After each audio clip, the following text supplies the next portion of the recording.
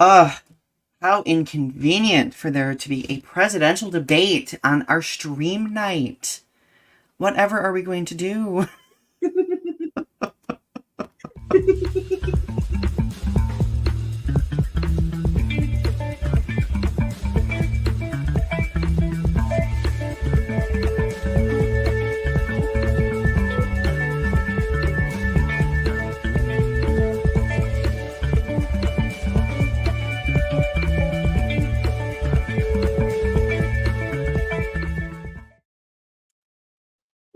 Well, hello, wayward souls. Oh, goodness. Goodness gracious me. Welcome back to Restitching the Tapestry. I did not mean to rhyme that, but it just happened that way. So I hope you're all doing well. We're on episode 163. It is the last episode of our Pride Month episodes, which always makes me sad because I feel like Pride Month goes by too quickly. So I Yeah. guess let's share how we've been doing and what we've been up to. What have you been doing, Ari? How have you been? Uh, I've been losing weight because I have discovered the joy of counting macros. Counting macros is kind of like a video game, but real life. I can understand why gym bros love counting the macros because it's basically like leveling up in real life. It's like food data that you weigh and measure your food, and it like tells you information about your stuff when you plug it into a calculator. It's great. No, not you're not evolving into a gym bro. I definitely am. It's already begun. It's okay. There's nothing wrong with being a gym bro, I suppose, right? What have I been Yeah. doing this week? So, a lot of I've had a lot of presentations this week that I've had to give, whether it be for P flag, for school, so I'm kind of like tuckered out presentation wise. But beyond that, I've just been kind of gearing up for July. July is going to be, in my delusional brain, my month off.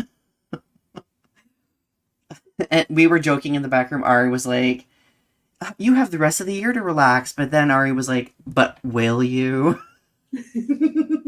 It's true. I said that. I could just see you being like someone coming forward and being like, "Can you give a presentation on this subject and this subject? And can you run this organization for us?" Just for because that's just how people are with Johnny. And and it's largely my fault because I'm one of those people, like, I really struggle saying no. Yeah. And that's might be a good future episode idea, like boundary setting. Like I really struggle making boundaries, at least in professional life, because I'm like, I don't want anybody to be mad at me, so I'm gonna say yes and do it anyway, at my own expense. But working on that. That is, Maybe next season because we have already all of our episodes for this season. yeah, yes, it's gonna be next season. Yeah, everybody, we already have the rest of the season plotted out, all of the episodes. I'm probably gonna be sharing a list of them at some point. If you've not followed Restitching the Tapestry on Facebook, we do have a Facebook page now. Yeah. Um, I'm aiming for it to get up to 100 people soon, so go like it on Facebook, everybody. Um, if you still use Facebook, Facebook's kind of the MySpace of the current age. So, but beyond that, I've just been kind of like socially recovering a bit and doing some housey things. Uh, I'm annoyed we have to get our dishwasher fixed tomorrow. I'm just like really like oof. Fun fact, my dishwasher has been having issues too. It seems like everything is breaking in my house right now. What is up with that? Everything is breaking. My light broke. My light went out. My drain was not working. My dishwasher's not working. Everything just needs to be cleaned out and cleared out and fixed. What is wrong? What is wrong? I don't know, but I've been feeling the same way, and I'm just like super annoyed. So I do have one really cool thing to show off. So it's Pride Month, right? We mustn't forget that it's Pride Month. Well, my dear friend Matt Frank, who is a Godzilla comic book artist, sent me my Rainbow Mothra Pride art piece, signed and everything. It makes me so happy. And uh, proceeds were donated from the sales of this were donated to an LGBTQ plus organization in Texas, which Nice. is where he lives. So isn't that really cool, using art for a good cause like that? Like, I absolutely Love love it. it. And I think at some point it might be framed in the back there. We'll Perfect. Part see. of the Like, lore of Donnie's background. I know, the ever changing back, the lore, the lore. Um, oh, I have some really bad news. Oh So, no. so we had a storm here the other day, and it was in the morning. I woke up and it was just like raining and it was fine. And so I've had my air conditioner off because I don't like to run my air conditioner very much. Because I don't think it really does very much as far as like cooling off my house or whatever. Yeah. Um, I I was just opening up my slider because I like hearing the rain when I meditate. So I was like going through the motions of my meditation, and then all of a sudden I heard the wind blowing, and like all of a sudden I heard like lightning and thunder, and I was like, "Holy crap!" And so I was like doing, you've seen me like videos of me doing like my yoga part of my meditation. So like I open my eyes and I look out, and have you ever seen like those videos of like ships on the Bering, the North Bering Sea, where Hmm. like the water is just like crashing over the. It kind of looked like that in front of my apartment with like there's just wind and rain and the trees are just kind of like moving in these swirling motions and I'm just like what is happening right now? I'm like, I gotta close my slider because this is like dangerous right now. So I close it, and all of a sudden I hear a crack noise of a tree coming down, and I'm like, what's going on? So apparently there were 100-mile-an-hour straight winds that took out a tree and landed in our dog park and took out the dog park. And and it took trees all over the neighborhood, all over the city were taken out. So I was out for a walk yesterday and I saw some of the damage near the library near my house. A tree came down and it landed on some sculptures in front of the library. It didn't damage them, but it like landed on top of these like owl sculptures. And I was like, these Hmm. poor little owls. Then I kept walking along and down the street there were some I had my headphones on and I was just listening to a podcast and there are these people in these golf carts and I like waved to them. I'm like, hi, how are you today? And they're like, oh, we're fine, just hanging out. And I like follow their line of sight and I look over and there's a house that a tree has fallen on and their whole like front porch and their garage are like crushed under the weight of this tree. And I was like, oh my gosh, like that's what Oh they're my looking at. god. No, that weather was wild. So, we missed the worst of it here because it tracked further north. Yeah, But I got a message from my parents and some of my friends up in West Branch where I'm from. There was a tornado warning up there. yeah, Like, a tornado touched down and like cut like a 10-mile swath like in the forest up there. yeah. So like they were like, "Oh my god, there's a tornado!" And I was just like, get to the basement. What are you doing? Go to the basement." Did they do like the Iowa thing where they go out on the front porch and they're like, Yeah. let me go see the tornado. Let me get a video of it. I'm gonna be honest, that would be me. You're gonna get Me, Dorothy. me out there, my dirty white t-shirt, in my tidy whities. Click, click, click, click, click. Woo! Fly away. I'm gonna get you, tornado. And that's when you go away with your roof. Yep. Or you get R.I.P. impaled by a fence post. Oh. Oh my goodness. Oh, Arpy is here. Hi, Arpy. It's good to see you. And Rogue Agent is here. Don't forget that you're both worth loving. Thank you. You are too. And I will definitely check that link out that you sent me. Thank you. So we should probably move on to the current event snapshot. So what is going on? Well, as I mentioned at the beginning of this episode, there's a presidential debate tonight. I'm kind of surprised. Like, we are monitoring the situation because we're going to be checking in to see what's said. I think it starts at 9 p.m. Eastern Standard Time. 20 minutes from now. So there might be moments during our stream where we, like, look at what's being said and, like, respond to it, perhaps. But we are hoping that this will be kind of like a safe harbor for those wanting to avoid the actual presidential debate, because I'm sure it's going to be chaotic as it always is. So, but like, how are you feeling about the presidential debate? I think it's gonna be kind of a fish in a barrel. Yep. Yep.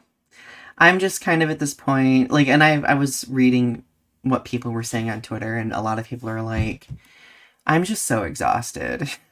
Like, shit, it's like, it feels like almost like reality TV presidential debate. Like, what's going on right now? Did I tell you that I got a survey that asked me to start submitting political mail that I get like throughout this election term, and I get paid to submit all of the political mail that I receive. Really? Yeah. What are you submitting it to? It's just an online survey. So like, Oh. so they want to monitor like who sends me political mail and like what they ask, like what their worded, like the verbiage that they use towards me is, and my political leanings. So like if they buy that information about like how I voted in the past, and so who sends me information based on how I voted in the past, and how they're trying to like get me to vote in this election term. That's interesting. Mm-hmm. That's very interesting. So the other current event snapshot is kind of following suit with like the really disturbing thing that I shared from last week, like about the Louisiana, um, like people that like there being a bill to like expect people to have like the 10 Commandments displayed in classrooms. Well, apparently in Oklahoma, the state superintendent, like the school leaders, have just required that grades, I think it was 5 through 12, will be taught the Bible. Is this part of that proposal 2025 thing that they're doing? I mean, I would not be surprised. Because I they're would trying to like, absolutely because not I be think what it is surprised. they're trying to set up stuff to go to like the Supreme Court, right? So like Mm-hmm. they're hoping that people challenge these things and that it gets all the way to the Supreme Court. Yeah, that way because like that will be like their greatest opportunity to be like, okay, like if they rule in favor, then like that really will shift the power dynamic, right? But Right. obviously it's a very blatant, disregard of the separation of church and state. So Right.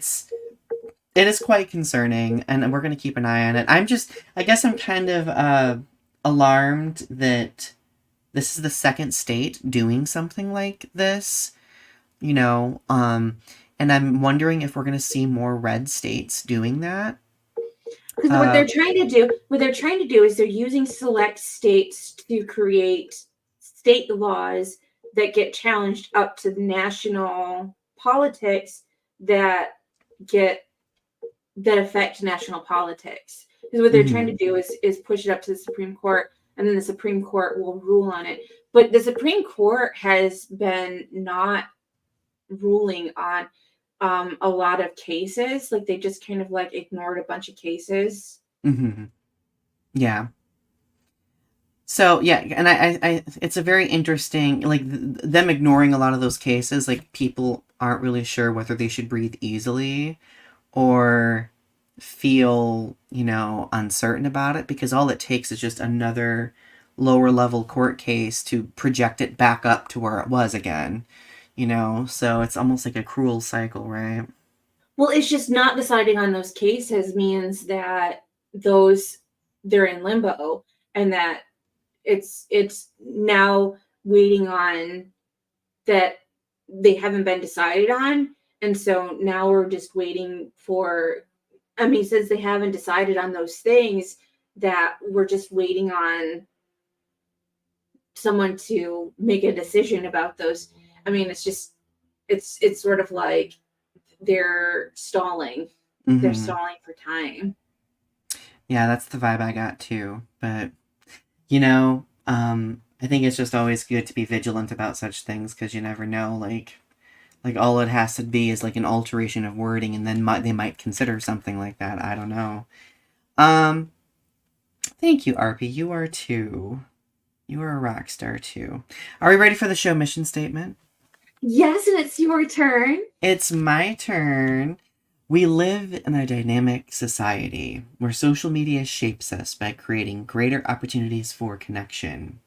It has led to a developing understanding of the many marginalized community. I just lost where I was. It has led to a developing understanding of the adversity many marginalized communities face, the powers causing the adversity, and those who act as bystanders as atrocities take place in real time. Our goal with this show is to make connections and have challenging conversations about social topics, current events, pop culture, and art. Together, let's weave the threads of understanding with what privilege we have in order to learn, educate, and create in a world that's growing. Mm. So it's our last episode of Pride Month, right? Which I always feel a little bittersweet about because the Pride Month episodes are some of my favorites because we always get to talk about such fascinating things. And this episode, Living Our Best Gay Lives, was an idea that I think we came up with earlier in the year because there was a viewer who wanted to talk or hear us talk a little bit about what it means to live an enriching life as an LGBTQ plus person, right? Mm-hmm. Because I do feel like the narratives that we see out there don't necessarily focus on that. So I think us kind of carving out this little space to talk about that will be very, hopefully, interesting for all of you. Yeah. So I guess, I mean, the first question, Ari, would be, what does living our best gay lives look like? I mean, are we currently living our best gay lives? What do you think? I would not say I'm living my best gay life. I would say that as far as it goes, being non-binary, that I would like to be more androgynous. That it's difficult though because there's a lot of societal expectations of me to be more feminine, and that Mm-hmm. there's an expectation that I because people treat me and I'm coded as feminine. So um being feminine and dressing feminine and doing things in a feminine way is kind of an expectation on me. And so Mm-hmm. I go back and forth. Sometimes I like to dress more masculine and go towards masculine things. But there's kind of, it's, if I do things in too masculine of a way, um, it almost is frowned upon. It's almost as like, are you trying to be trans masculine? And it's like, no, I'm not trans masculine. I'm non-binary. And it's like, are you trying to be gender fluid? And it's like, no, I'm Mm-hmm. non-binary. This is a difference. And it's sort of like it's straddling that line of androgyny, and but it's like, but you have parts that are feminine, and I can tell that you're a woman, and it's like it's so hard to, and it's like, and then if I'm too androgynous, then it's like you get the questions of, well, what are you? What are you trying to be? Like, Yeah. and so it's it's very it's very difficult, and Yeah. so I would say as far as it goes, um, I'm living the best that I can right now. And I'm doing the best that I can right now. I think, I think that's a very good answer to the question because I think that everyone's like where everyone is on their journey toward living their best gay life can vary, right?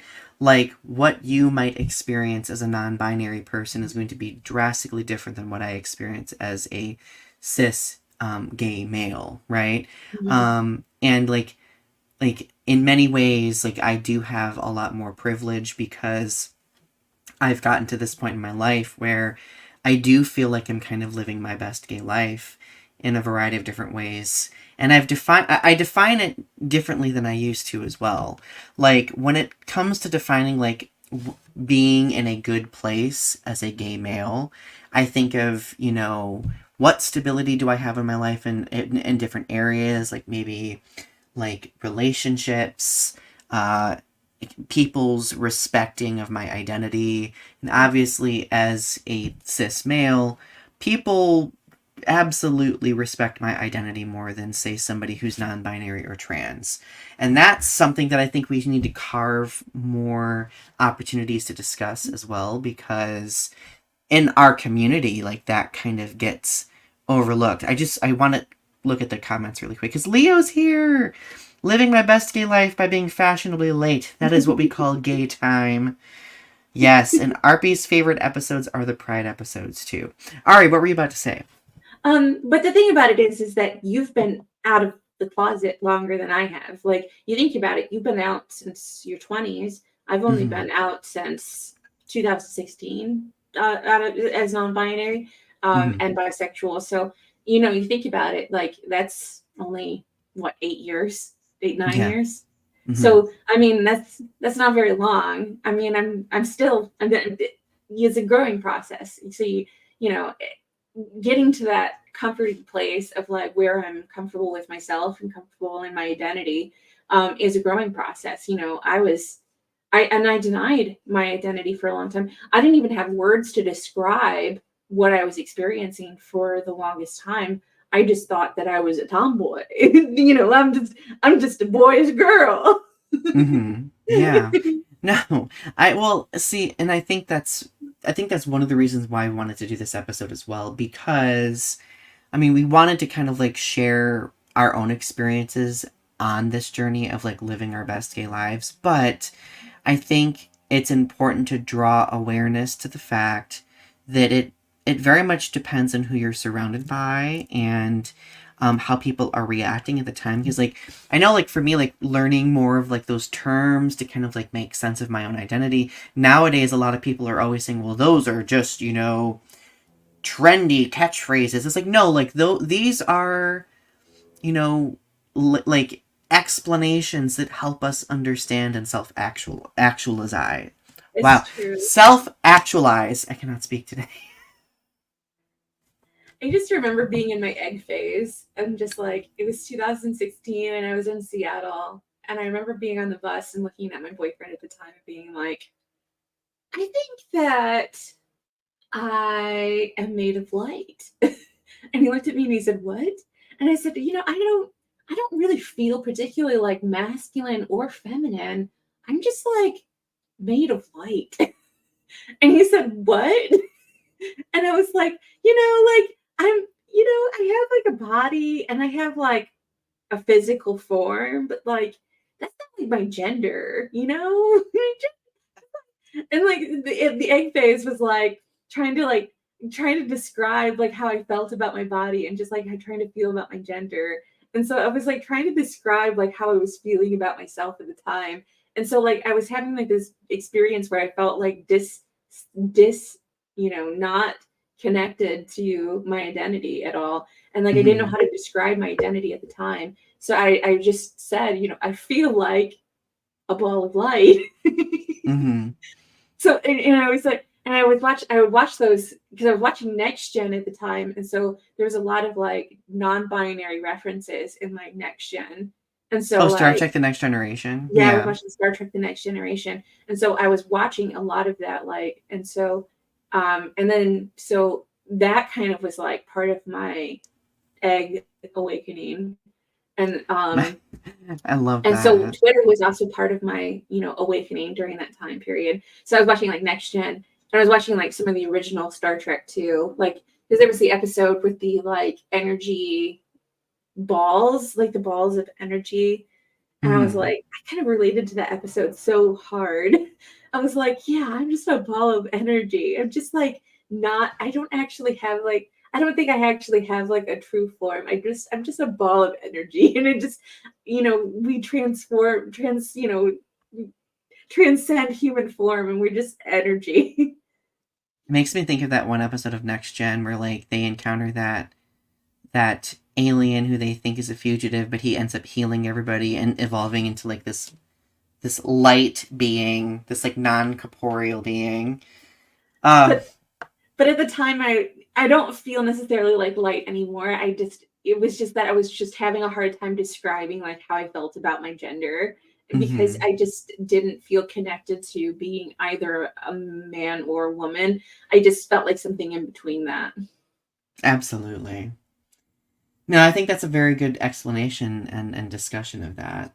Um, so I guess my next question would be, how do we quantify the gay experience? Do we often compare our experiences to the like to other people's experiences? Do we feel like a sense of, feeling like we're missing something, or have you in the past? Ooh, that's a good question. So I especially like looking on like Twitter and stuff and being part of the gay community, you see people who are, especially like as being non-binary, you see people who are like thick thin and have like flat chests and like short hair and like look specifically like a certain way. Like they have like square faces and like square bodies.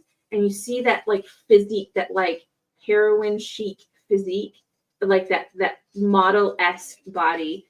And you look at that perfect form, that like, Kate Moss type thing, or what's her name? Um oh God, I'm thinking of her name. She was on Snowpiercer. What's her name? Um, the I don't. the the woman from Snowpiercer. I'm thinking I can't remember her name. Um, but she has that Hmm. androgynous appearance. Why can't I remember her name? I'm thinking of like Tilda Swinton. It's Tilda Swinton. Yeah, Oh, that okay. Tilda Swinton has that androgyny because Mm-hmm. she was in things like with She, Keanu Reeves, where she played the angel. she Um, was in that. She was in the Doctor Strange Constantine. She was in movies. Constantine, where she played an angel, and she played an androgynous. It was quite Mm-hmm. androgynous. So there's that physique where you look a certain way. Seeing that online, seeing those people who are non-binary and androgynous, someone who has curves, who Mm-hmm. has boobs, who has a full figure, you see those people online and you think, I want to Yeah. starve myself down to that size. I want to cut off my boobs. I want to, not have a full figure because I want to look that way. And the thing about it is I'm never going to not have boobs. I'm never not going to have hips. I'm never not going to have a butt. That's just not how my figure is set up. It's just that this is my body. This is how I'm set up. And the thing about Yes. it is, um, when you see people who look a certain way and that's their physique, you think, I must not be non-binary enough because I don't have that physique. And so Wow.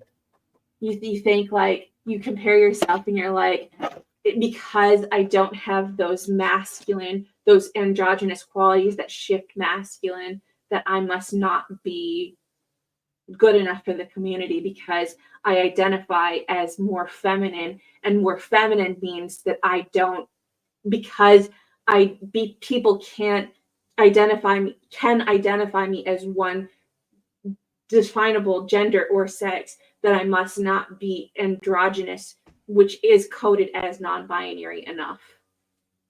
Wow, that's interesting. I never kind of. I mean, being that that's not part of my experience, that was a very good learning experience for me because I've never juxtaposed that. Right. I would say I mean, obviously it differs drastically for cis gay men. But for me, I would say that one conditioning that I'm struggling to get through on my journey toward living my best gay life is this image slash idea that as a gay man, I'm supposed to, like, body image wise, I'm supposed to be extremely muscular, like daddy, hunky, you know, Kimbo. yeah, like just like this very muscular, hot, like, well, what the media defines as like hot and attractive. And honestly, I've struggled with it since I've come out. Like, I really struggle with the realization that my body does not look like the bodies I see on, say, like, Instagram. I like the one social media site I really struggle with is Instagram because it's so image based, and I will periodically go and, like, be on Instagram and I'll, like, see these guys who are just, like, ripped and, muscular and all that. And, like, I'll be like, that guy's really hot. But then I'll be like, wow, I kind of feel like this hollowness in me about it because, like, then I'm, like, measuring my own attractiveness against that, and it becomes like this cruel cycle of, like, I find this hot, but am I perpetuating this by finding it hot and then self-loathing because I'm not like that level? Like, you know, I understand completely.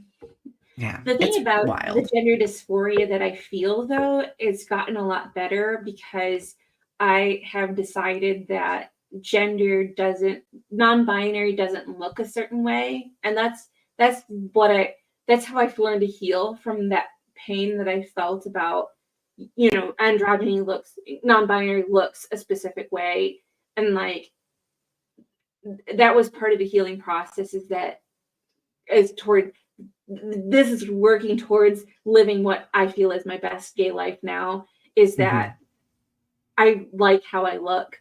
Mm-hmm. I don't, and in fact, I talk about losing weight now, and I'm like, someone texted me this week, and they were like, because I added a friend from MyFitnessPal, and they were like, oh, I don't really like my stomach, and I don't really like my love handles, and I was like, I don't really mind my body at all. Like if it was purely aesthetic reasons, I would just assume not lose weight.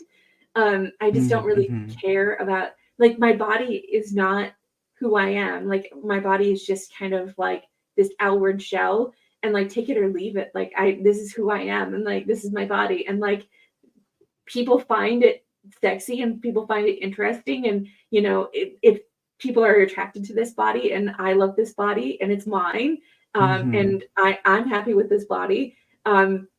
But I'm trying to lose weight because of health reasons. I'm trying to lower my Mm-hmm. cholesterol, and I'm trying to, I'm trying to do things for health reasons.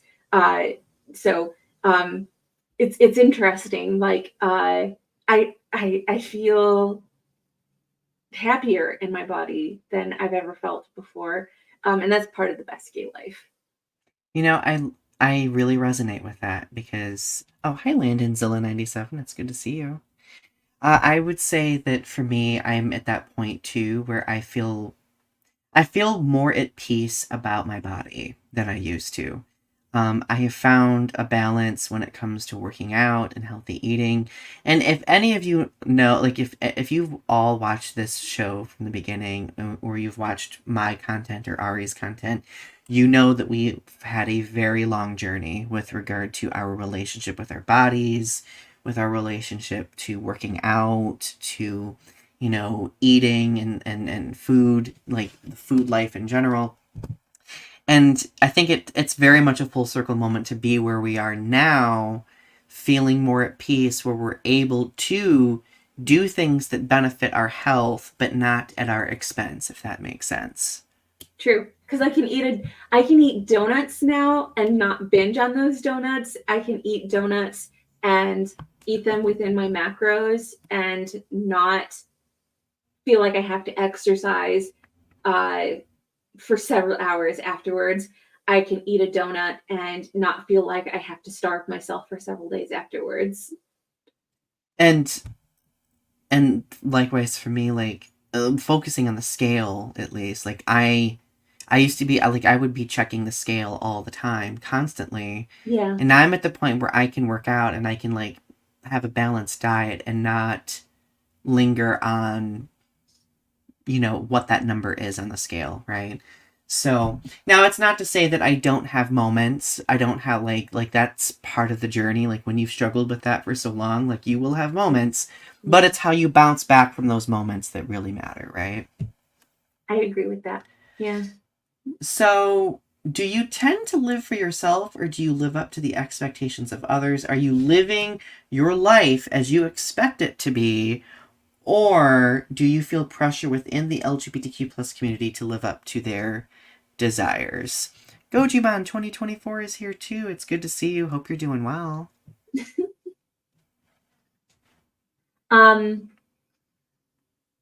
Sometimes I live up to the expectations of others. Like I said, because I have the body that I do, because my family has, that I was raised as a girl, that there's an expectation that I am feminine. So there are certain aspects of me that I have to be more feminine in a certain aspect. So I do kind of live up to those expectations of others. So there is a sense of maybe I am missing out on something a little bit, in that I'm Mm-hmm. not being truly. I'm not exact. I wouldn't say that I'm exactly like not being authentic to myself. I think that I am still being authentic to myself. It's just that there are things that it's sort of like a switch track. I could be doing certain things, preferences. There are things that I could be exploring that I'm just not exploring right now. Mm-hmm. And sometimes I think about it that I could be exploring those avenues and I'm just not exploring those avenues. And it's just that the thing that's keeping me from exploring those avenues is the expectations of like my family, Mm-hmm. that I to live a certain way, and that it's just if my family weren't around, I probably would be living a slightly different life. Mm-hmm. Kind of going back to what we talked about before, it's very much about who we surround ourselves with, right? Hmm. I think another, and we've talked about social media being toxic sometimes. Like it's a great tool, but it can be very toxic. Like going back to what I was talking about earlier about Instagram. Like I remember back in 2016, I joined Instagram because I mean, I was newly single at that point in my life. I was like 2016 I went through like this phase where I was like working out a lot and I felt like very confident in my body and I would actually like post these like well what I thought were sultry photos of myself and I would get like such a rush out of all of the response that I would get. Yeah, Like I was kind of gathering like this inner currency based on like this exposure and I was like this is what it means to be living my best gay life at the time because yeah, I was like this hot piece and I was like being a spectacle and you know doing like the ooh you know like and now that I look back on that I'm just like at that time I didn't really have any way to sustain my own confidence so like that was like my idea of doing it. I don't get that way anymore but sometimes like I'll look at the photos that other gay men post especially if they're like fitting those like body image expectations, right? yeah, And I'll be like, I just don't work hard enough. Or maybe I'll be like, I wish I could be at that point. But then I scale back and I like catch myself. I'm like, Donnie, listen to what you're saying. Like, you don't have to post thirst traps to post thirst traps. You realize that, right? what? You can just post a photo and it's a thirst trap. You realize that, right? I no, I don't think you so. just you can just look at the camera and be like, click, and exactly, thirst trap right there. Let's pose for some thirst traps. Oh.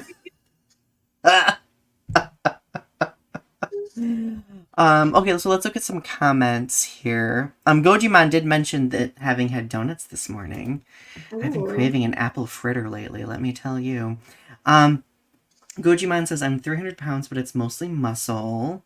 ooh, Arpy says, I've struggled with expectations to be sexual. oh, Yes, like in the LGBTQ plus community, like even outside of the LGBTQ plus community, there is kind of like a lot of expectations and worth placed on that when there always shouldn't be, right? right. Um, do you feel like you have needed to conform to the gay stereotype in order to be more societally uh accepted? That's an interesting question.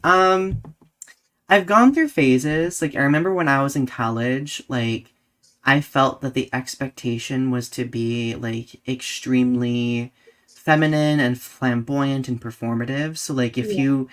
if you watch my old videos, if you watch my old videos, it's very obvious. And then I went through a phase around that 2016 time where I felt that the way to conform was to be more masculine as much as I possibly could, and Be like like the hard nosed, like I'm a manly man, but I'm yeah, still like gay. I'm gonna go change a tire and go fishing simultaneously, kind of a thing. Yeah. um and that, yeah, like, and chug a beer or whatever. But no, like, that's really kind of what I felt. And now, like, fast forward to like 2024, like, I can be all like, uh-huh, but then also be like, haha, that was terrible. I love it. How You're like, about get you? you a man that does both. Right? Like, lumberjack with painted nails. I love it. How would you respond to that question, Ari? From the perspective of being bisexual and So non-binary? so I would not say that I have to conform to the gay stereotype necessarily. Um, but there is being bisexual, there's definitely like a you have to be one or the other. You have to either be straight or you have to be gay. And like it's sort of like, no, you're bisexual. Like Mm-hmm. it's you're I say it's gay. Like I use that as like a blanket term because it's like, gay is like the gay community because I use that, but like people say that's biphobic, saying gay as like as a term for bisexual because it only is one aspect of the bi experience because Mm-hmm. when it's MLM or WLW, it's that's only one part of the bi experience is that aspect of it because Mm-hmm. there is this whole other aspect of the bi experience that gets ignored when you only say gay. Yeah. Um, but so I'm trying to rid that from my vocabulary because it's kind of internalized biphobia that I have. Mm-hmm. Um, but the thing about it is that there's this stereotype that you have to be one or the other, that, and Yeah. so as somebody who has been raised feminine and cis and heterosexual, I tend to gravitate towards that heterosexuality, where because men often are attracted to me. And so women don't often know that, I'm bisexual, or if they see me as bisexual, it's that gay women are not attracted to bisexual women because they think that that I'm going to leave them for a man. So they Mm-hmm. don't tend to see me as attractive in that aspect because they don't think that like I actually care about having a relationship with them. So there's no like aspect of that like kind of relationship aspect to it. Yeah. Um, so there's a sense of like, oh, you know, I only, that I'm going to leave them for a man, or that so they would rather be with like a straight woman rather Mm-hmm. than they would rather convert a straight woman rather than being with a bisexual person, because there's an aspect of, you know, and plus they think that if you say that you're bisexual, there's a sense of that it's only about sex, that there's no sense of romance, Mhm. which for me it's completely the opposite when I say that I'm bisexual and I talk about dating women. For me, it's kind of more of a romantic situation. I like to romance women more than the idea of having sex with women, because I Mhm. find that writing poetry and giving flowers and Mm. being very like shyly beautiful with women, having this like kind of soft, Like a soft. coyness, like a oh, I like that. I like this idea of like having some kind of like soft sapphic love romance with a woman is just it's the beautiful idea for me. Just like writing romance poems and just like being softly romantic with a woman Uh, rather than like actually like having sex with a woman. yeah, I like that. I like the way you described it. That's very poignant in a way. But like, Um, but s- like women. That's the thing is like kissing and like making out and like doing like the good things with a woman. Like it's not just. I mean, the sex is just like not the thing, but like I mean, it's that's maybe, but like. That's not like the most important thing, and maybe that's just because like I'm demisexual. I don't know, but like hmm, and maybe that's just like societal pressures, like that you have to that it's all about like, and that's part of like the societal pressure is that you have to be like a unicorn when you're bisexual. yeah. Well, the fact that like there's just this struggle on both ends of the spectrum where people are expecting you to be one or the other, like that's like I mean the world isn't as binary as everybody wants it to be or the way that we've been conditioned to see it, right? Right. So, I'm looking at the comments. RP says, living your best gay life means being true to yourself. I love that. It's And true. Gojimon, love that Godzilla movie idea. I'm not going to go down that rabbit hole because you know me, I go on tangents about Godzilla. So, I'm going to stay on topic for the sake of, for our topic today. Um, so, has there ever been a time where you weren't your authentic self and that you played a gay role instead of your authentic self that included a gay identity that took away from your autonomy, such as gay sidekick friend, where your needs were ignored as an example? How did you overcome that? Um, I wrote this question specifically for you. I that's a Have you ever very played the gay sidekick friend to anybody? I've played the token gay, I've played the gay sidekick, I've played the gay like the gay bouncer. I've played so many different roles. What's gay Uh, bouncer? like I there were instances I remember where like my friends would want to go to the club and they would be like, Donnie, you're a guy, we're bringing you so we feel safe, kind of a thing. Even though like, do I look intimidating at all whatsoever? Um, So like you were supposed to keep away the other guys who were gonna hit on them and stuff. yes, absolutely.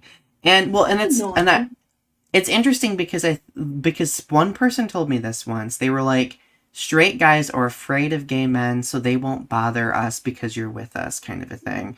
And I'm like, Ooh, yeah, like I mean, back in like 2009 when that was said to me, I was like that's fine with kind of it. creepy. But now that I look back on it, I'm like, ooh, like I don't know how I feel about that. That's kind of Like homophobic. Like, oh, guys won't want to come around us because we've got a gay guy as repellent. yeah, like Donnie, like you're coming along with us not because we love you, but because you are our gay guard dog. Bark, bark, bark. That's horrible. That's horrible, Donnie. I know, but what are you gonna do? I mean, it's a learning experience. Now, if somebody were to say that to me, I'd be like, listen, like, feminism is not dead. Like, we all can defend ourselves, right? Buy Um, you a can of mace and get you an air horn. right.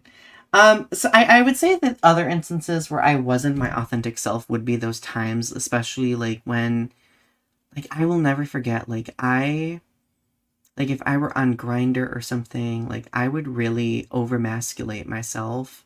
But then guys would meet me in person and be completely like dumbfounded because I not only I mean, I looked the same, but I didn't carry myself in that very like rugged, overly confident.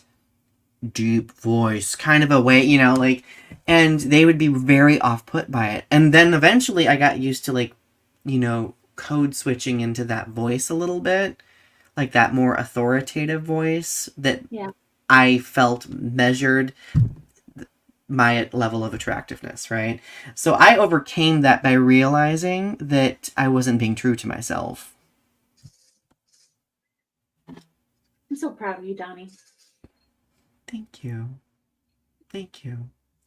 Wasn't easy all the time, but you know what? I'm proud of both of us for getting to where we are. Gotten through a lot, haven't we? Yeah, we've done a lot. I'm still growing, but I'm doing the most. Right. That's all we can do is keep that upward momentum going. Yeah. So, how has coming out and being authentic in your LGBTQ plus identity changed your life? Has it led to your best life? Are there things that you could have changed about your coming out experience? Ooh. What do you think, Ari? So my coming out experience was like so like quiet and under the radar that like I don't think that anybody kind of like recognized that I was actually like coming out. It's just sort of Mm-hmm. like my mom was just like kind of just like denied it. She was just like, "You said you were straight," and I was like, she kind of just one day said like, "You said you were straight," and I was like, "Well, I'm not." Surprise. That's all the conversation was. You said once that you were straight, and I was like, but I'm not. And that was like how I came out to my mom. Would you like, because the question asks, like, would you go back and change that experience, or do you think that that worked out I the way think it we would have needed thrown a to? party. I would have had like a big old bash, been like balloons and stuff, and have like a big old cake. I've been like, hey, I'm gay. Oh, I would do that. I really wish coming out were like a baby shower celebration. Yeah, Like you've hatched from your little gay cocoon, and now you are a beautiful gay butterfly, right? I would have thrown glitter in people's faces. No, I agree completely. So I would honestly say that for me, my coming out experience would be kind of like, at first I would go back in time and not have my friends or one of my friends who got mad at me force me to come out. So is there a comment that's stuck? There we go. Um, I would have gone back in time and been like, okay, I want to come out by my own volition and not have someone else out me.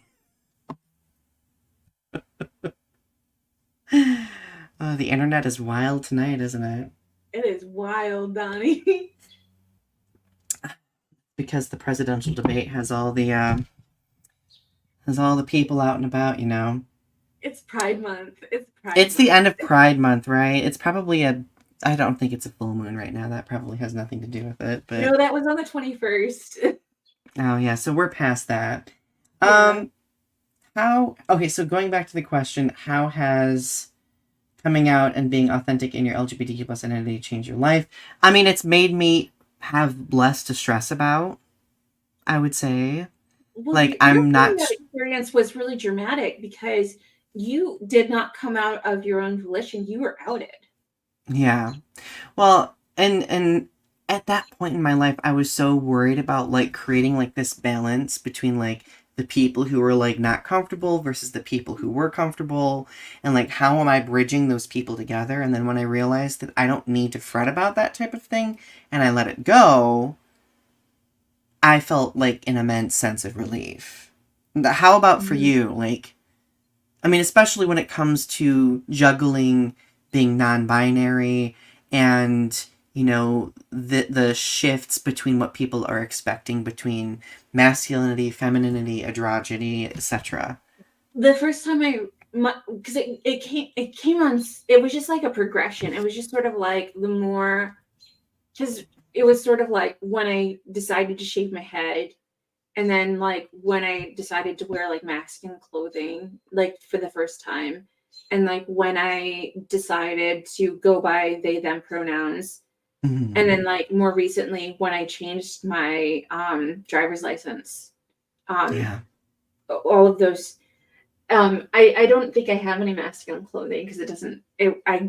I sized out of it. I actually like got skinnier, so I Mhm. couldn't fit into my size, my masculine clothing anymore. So I think I only have feminine clothing now. Um, I think I bought some that's a little bit smaller, but I do have some clothes that are a little bit too small. But I was trying to buy some men's jeans, and I didn't get the size right. But uh, the thing about it is, um, you know, it's changed it's changed my life in certain Mhm. ways. It's been slow. It's been a slow progression. It's not just like one you're out and then you just have to figure it out. Like it's just all at once. It comes at you fast, and you're just like, you know, all of a sudden you're just getting all of those things. And you're getting binders, and you're doing all of this, and Mhm. it's just like a quick change. It's like I've been slowly doing this over the years and slowly changing my life. Yeah. Um, uh, and sometimes I go a little bit one way, and sometimes I go a bit another way. Um, Sometimes I'm a little bit more militant about it. Sometimes I'm a little less militant about it.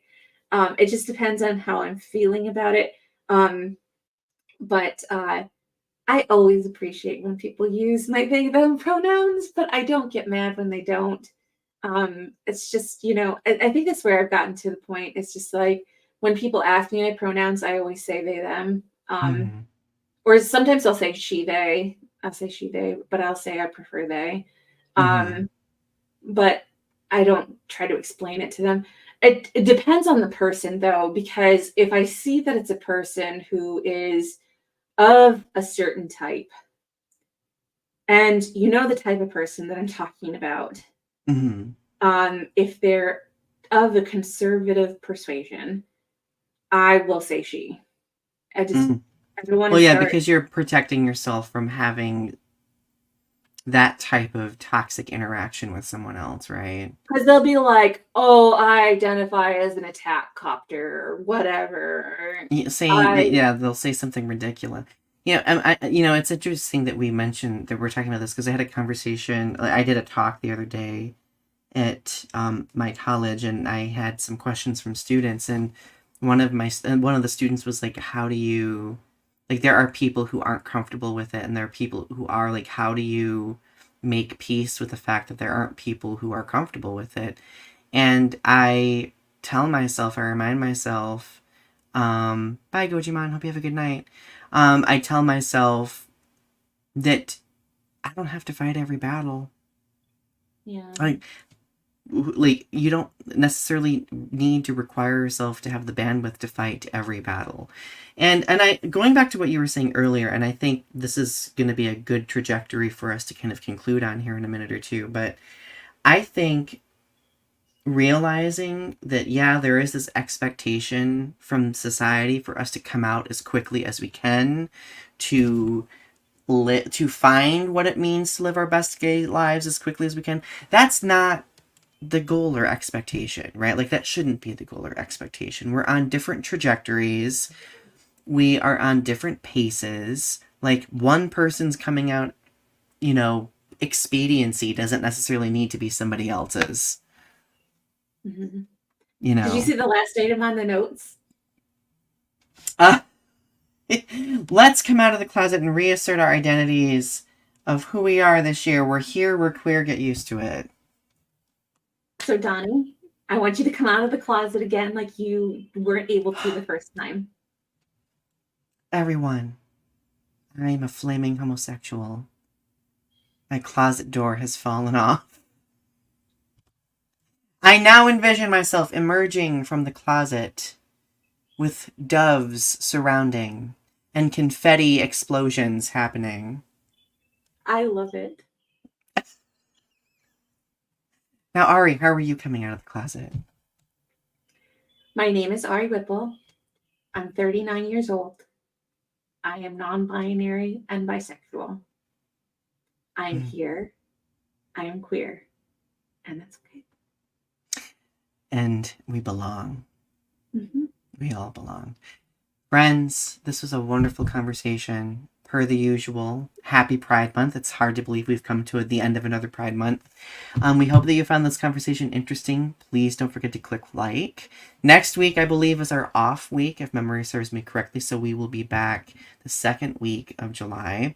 Don't forget to subscribe to our respective channels. Obviously, mine is this one. Subscribe to Ari's channel, Strange Nothings, Tarot Time with Ari, and Boocha Baby. And if you want, go check out my poetry channel as well, Donny Speaks. I've been trying to really kind of promote that a little bit more because I've been neglecting it. And if you have time, maybe also go watch my poetry reading, The Queer Confessional. It was great. I loved it. I don't know why I'm being a pterodactyl right now, but you know, Because hey, it what are you was gonna amazing and you want people to go watch it. do? All right, everyone. We love you. Happy Pride. Have a good night, and we'll talk to you soon. Bye.